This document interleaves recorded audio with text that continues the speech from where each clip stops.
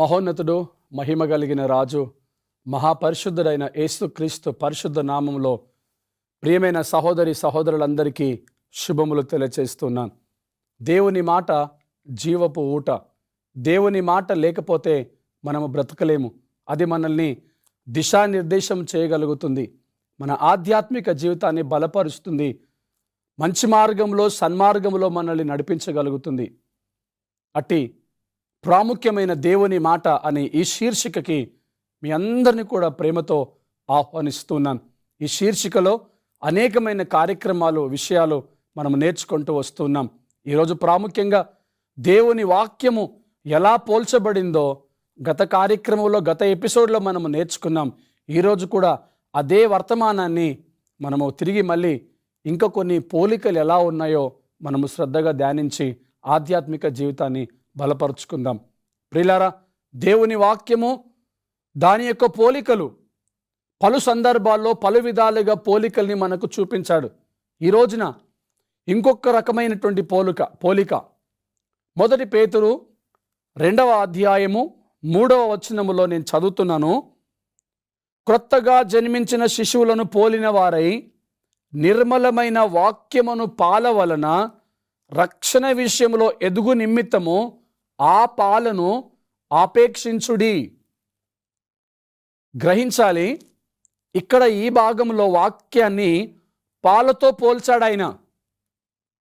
మీలో గత కార్యక్రమంలో వాక్యాలు విన్నవారు ఉండి ఉంటారు.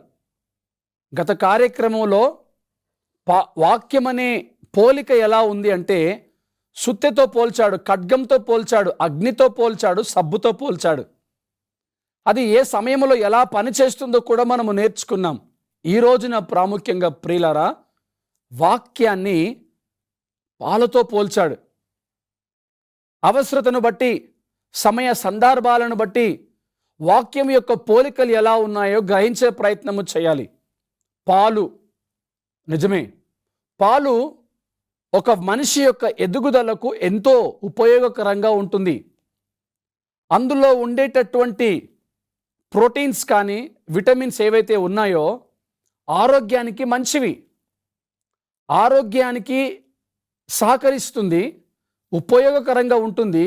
అంత మాత్రమే కాదు కానీ ప్రియులారా, అది ఎదగడానికి చాలా ప్రాముఖ్యం. అందుకే అప్పుడే పుట్టిన పసిబిడ్డకు వైద్యులు కానీ పెద్దలు కానీ చెప్పే మాట, తల్లి పాలు బిడ్డకు చాలా ప్రాముఖ్యమైనవి అని.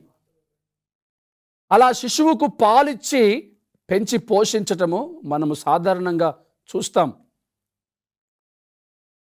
ఒక దశ వచ్చేంత వరకు మరి ఏమి ఇవ్వకుండా కేవలము పాలతోనే పెంచుతూ ఉంటారు.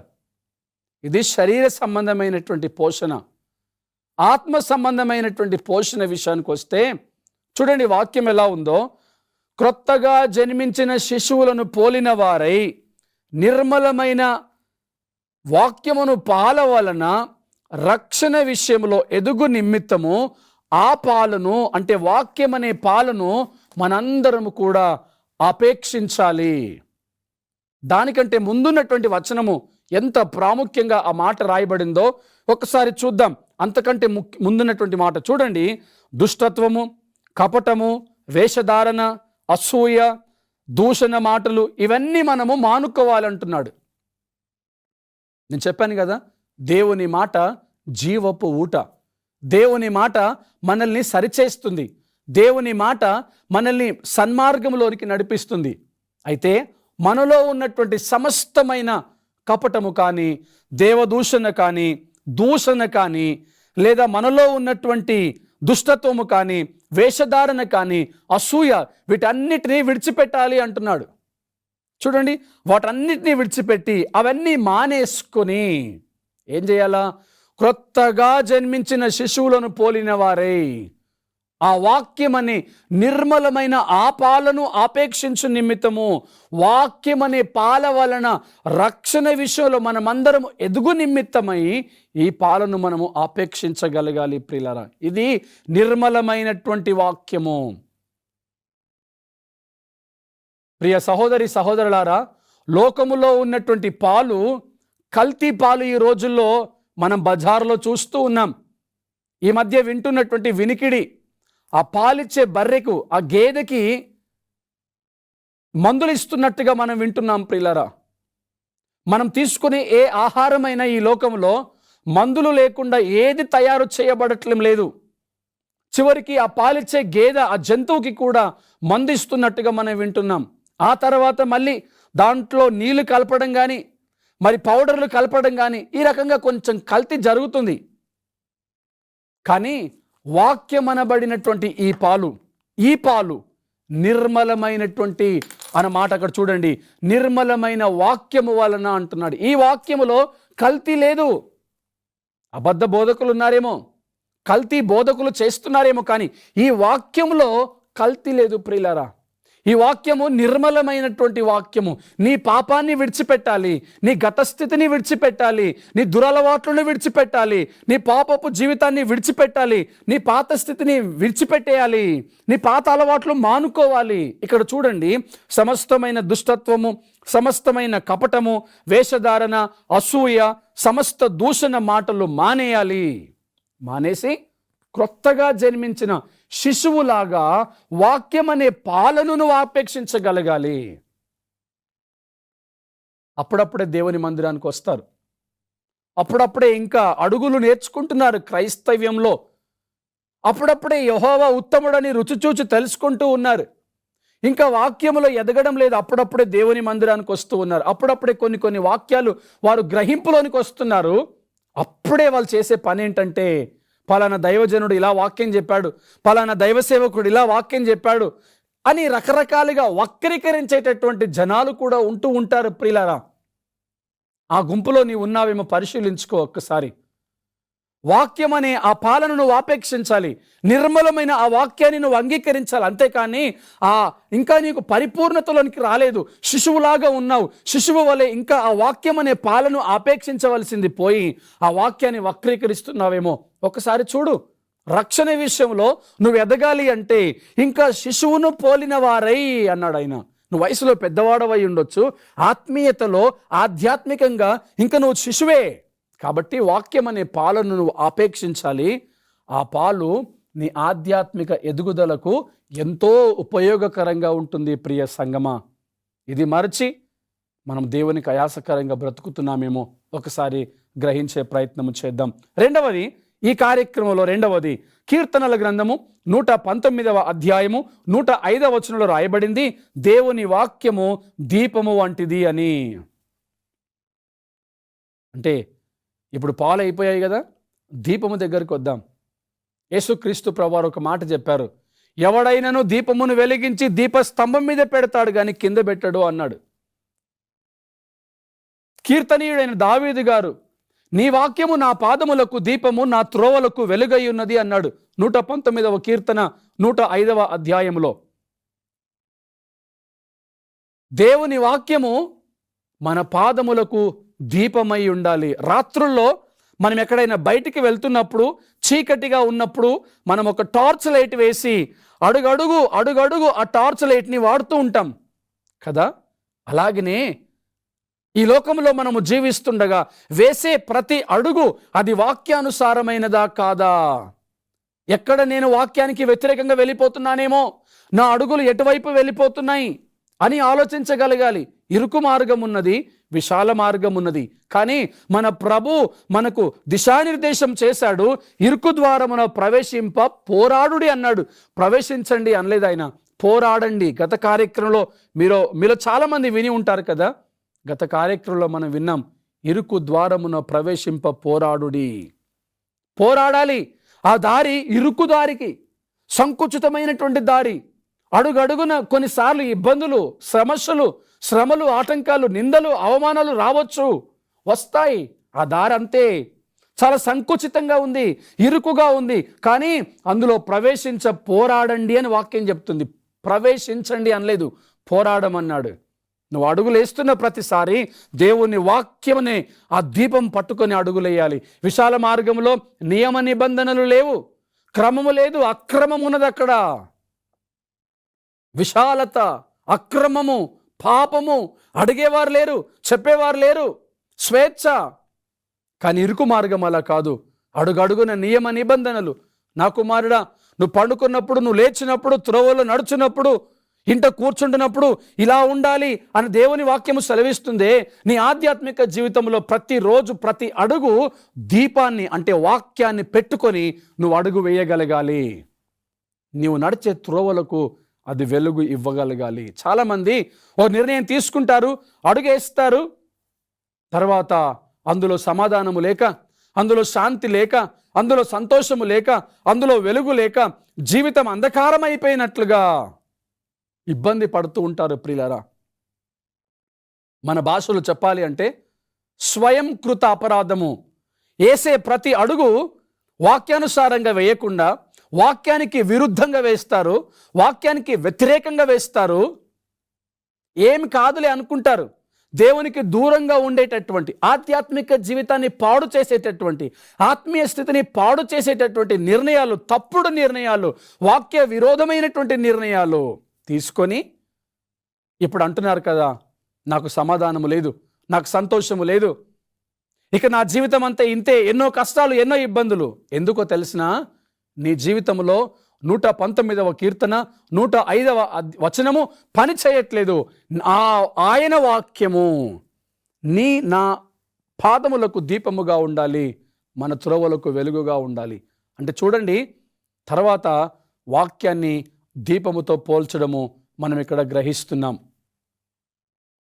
తర్వాత వచనంలో మనం చూసినట్లయితే యాకోబు పత్రిక 1వ అధ్యాయము 23వ వచనములో వాక్యాన్ని అద్దముతో పోల్చాడు. ఒకసారి మనం అది చదువుకుందాం. యాకోబు పత్రిక 1వ అధ్యాయము 23వ వచనము, ఎవడైనను వాక్యము వినువాడై ఉండి దాని ప్రకారంగా ప్రవర్తింపని వాడైతే వాడు అద్దములో తన సహజ ముఖమును చూచుకొని మనుషుని పోలి ఉన్నాడు. దేవునికి స్తోత్రం కలుగునుగాక. ఈ మాట చాలా సూటిగా స్పష్టంగా మనకు అర్థమవుతుంది. ప్రియులారా, ఎవడైనను వాక్యము వినువాడై చూడండి, వాక్యము వినువాడై దాని ప్రకారంగా ప్రవర్తించకపోతే, ప్రతివారము దేవుని మందిరానికి వస్తున్నామే, వచ్చినటువంటి నీవు ఆ వాక్యం వింటూ ఆ వాక్యం ప్రకారంగా ప్రవర్తించకపోతే ఎలా? వాక్యము అద్దములాగా పనిచేస్తుందంట. అంటే నా జీవితాన్ని స్పష్టంగా చూపిస్తుంది. మనం ఎలాంటి వారము, మనం ఎలా ఉన్నాము, మన యొక్క ముఖానికి, మన శరీరానికి, మన అందానికి ఆ యొక్క మరకలు, ఆ యొక్క మచ్చ, ఆ డాగు, ఇంతకుముందు చెప్పుకున్నాం కదా, దూషణ, కపటము, అసూయ, ఇవన్నీ కూడా మన ముఖం మీద కనబడుతున్నాయి అద్దములో చూడగానే. కొన్నిసార్లు మనం బజార్లోనికి వెళ్ళి వచ్చి అద్దములో చూడగానే ఒక రకమైనటువంటి వ్యర్థము, ఆ పదార్థాలు లేదా మురికి, కొన్నిసార్లు దుర్వాసన కనబడుతుంది. మనము ఆ వాసన చూడగలుగుతాము. ఆ యొక్క మచ్చలు మనకు ముఖం మీద కనబడుతుంటాయి. అలాగే ఈ లోకములో జీవిస్తూ ఉండగా పాపము నీకు అంటిందేమో, లోకములో ఉన్నటువంటి వ్యతిరేకమైన కార్యాలు, లోకములో ఉన్నటువంటి చెడు మాలిన్యము నీకు అంటిందేమో. అది చూసుకోవాలి అంటే ఆధ్యాత్మికంగా, ఆత్మీయంగా నువ్వు వాక్యము దగ్గరికి రావాలి. అద్దములో నీ పాపాలు కనబడతాయి. వాక్యము వినువాడై, మళ్ళీ చెబుతున్నాను, వాక్యము వినువాడై దాని ప్రకారము ప్రవర్తించకపోతే ఏంటి నష్టం? ఇక్కడ చూడండి, తన అద్దములో తన సహజముఖమును చూచుకొని మనుషుని పోలి ఉన్నాడు. ఈ కార్యక్రమాన్ని వీక్షిస్తున్న ప్రియ సహోదరి, సహోదరుడా, నువ్వు బాగోలేవు, లేదా నువ్వు నల్లగా ఉన్నావు, లేదా నువ్వు తెల్లగా ఉన్నావు, నీ ముఖానికి ఉన్న ఆ మచ్చ ఏంటి, ఆ మచ్చ బాగలేదు, నువ్వు వేసుకున్న షర్ట్ పైన ఆ మచ్చ ఏంటి, బాగలేదు, నీ ముఖానికి ఉన్న ఆ మరక ఏంటి, బాగలేదు అని ఎవరైనా అన్నప్పుడు మన మనసులో నొచ్చుకుంటామే. నాకున్నటువంటి ఈ మచ్చను బట్టి ఇలా అన్నారేంటి, నా షర్ట్కి ఉన్నటువంటి ఆ మురికిని బట్టి ఇలా అన్నారేంటి, లేదా నా ముఖము నల్లగా ఉందని ఇలా అన్నారేంటి అని మనము కృంగిపోతామే. బాధపడమా? అవమానించబడమా? ఆ మాట విన్నప్పుడు దిగులు చెందమా?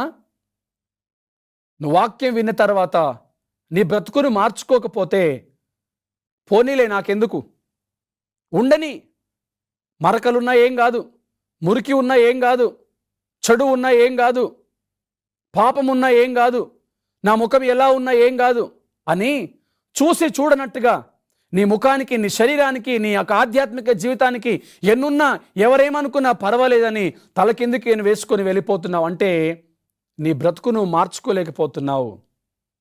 కొన్నిసార్లు మనం వేసుకున్న బట్టలు కానీ, మన ముఖానికి ఉన్న మురికి కానీ మనకు కనబడినప్పుడు ఆ ముఖము మురికి కడుక్కోకుండా మనం బయటికి వెళ్ళం. ఆ బట్టలకున్న మురికి తీసేసుకోకుండా ఆ బట్టలు మనం వేసుకోం. అలాగే మన ఆధ్యాత్మిక జీవితంలో వాక్యం విన్నప్పుడు వాక్యము ద్వారా మనకు కనబడిన ఆ మురికిని మనం కడిగేసుకోకపోతే అంత మూర్ఖులుగా మనం ఉన్నామని అర్థం. ప్రియులారా, ప్రియ సహోదరుడా, ప్రియ సహోదరి, చాలామంది తమ మురికిని తీసుకోవట్లేరు కానీ, తమ మచ్చల్ని తుడుచుకోవట్లేరు కానీ వేరే వాళ్ళ మచ్చల్ని, మురికిని తుడవడానికి ప్రయత్నిస్తున్నారు. అందుకే వాక్యంలో మనం గత కార్యక్రమంలో విన్నాం, ప్రభువైన యేసుక్రీస్తు అన్నాడు, నీ కంట్లో ఉన్నటువంటి దుమ్మును ముందుగా నువ్వు తీసేసుకోవాలి. నువ్వు నీ కంట్లో నలుసు పెట్టుకొని వేరే వారి కంట్లో తీయాలనుకుంటే అది పొరపాటు అవుతుంది. నీకున్నటువంటి ఆ యొక్క మురికిని నువ్వు కడిగేసుకొని వేరే వాళ్ళ మురికి విషయంలో నువ్వు శ్రద్ధ చూపించాలని యేసు ప్రభు వారి యొక్క బోధ మనం గత కార్యక్రమంలో విన్నాం. ప్రియులారా, నిజమే కదా? ఆధ్యాత్మిక జీవితంలో వాక్యము విని ఆ మురికిని కడిగేసుకోకపోతే అదే మురికితో అద్దములో చూసి కూడా నేను బాగున్నాను అని నీకు నీవే మరి వాక్యము చేత సరిచేయబడకుండా ఇంకా నీ మనస్సాక్షిని మరి వాతవేయబడిన మనస్సాక్షిగా మార్చుకుంటున్నావంటే ప్రియులారా, నువ్వు ఆధ్యాత్మిక జీవితంలో చెడు స్థితిలో ఉన్నప్పటికీ, చెడిపోతున్న వాడవై ఉన్నప్పటికీ నువ్వు శ్రద్ధ చూపించట్లేదని దేవుని వాక్యం ద్వారా ఇక్కడ మనము స్పష్టంగా గ్రహించగలుగుతున్నాం. ప్రియమైన సహోదరి, సహోదరుడా, వాక్యం అద్దమై ఉన్నది. ఆ అద్దము ముందుకు మనం వచ్చినప్పుడు మన అంతరంగంలో ఉన్నటువంటి ప్రతి పాపాన్ని మనం కడిగి వేసుకొని మనము పరిశుద్ధపరచబడాలి. ఆ అద్దంలో కనిపించిన ప్రతి మచ్చను, అంటే వాక్యంలో కనబడిన ప్రతి మురికిని, పాపాన్ని మనమందరము విడిచిపెట్టాలని దేవుని వాక్యము సెలవిస్తుంది. తర్వాత ఒక పోలిక, అదేంటో మనము చూద్దాం త్వరగా.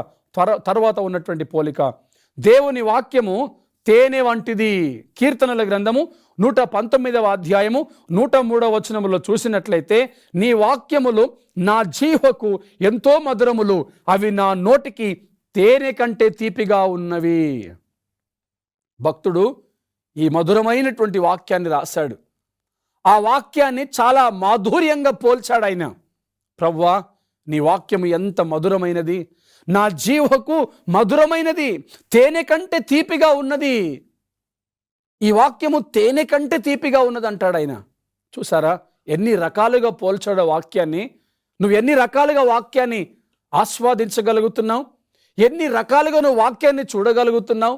అప్పుడప్పుడే ఎదుగుతున్న నీవు పాలవలే ఆ వాక్యాన్ని ఆపేక్షిస్తూ, దీపముగా ఆ వాక్యాన్ని నీ అడుగులకు, నీ పాదాలకు, నీ దారుల్లో, నీ త్రోవల్లో పెట్టుకుంటూ,